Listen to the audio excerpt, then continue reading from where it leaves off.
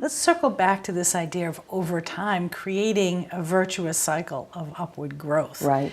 Can you touch upon that a little bit more and discuss that, especially as it relates to action tendencies, how we tend to be in the world if we keep expressing these positive emotions over time? Well, I think that one feature of all emotions, positive and negative, is that even though they're very short-lived, they kind of take as their job to recreate themselves in the next moment. So that, and that happens through, emotions come from how we interpret our context.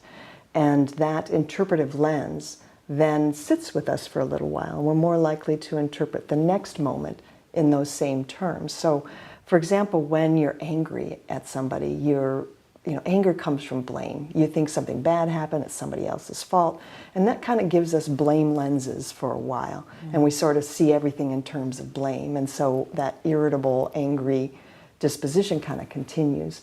Well, if we flip into the positive emotions, take gratitude for an example, that comes from interpreting your current circumstances in some way as a gift to be treasured or cherished. And once we're feeling grateful for one instance, that kind of gives us kind of gift glasses to wear, where we think, oh, that's so beautiful, oh, I'm so lucky. And then it keeps building, and that helps us change our daily diet of emotions to be more of a balance towards the positive ones that fuel growth. I'm reminded that we tend to think of life many times as binary. Either I am happy or I'm not happy. Either I have happiness or I don't have happiness.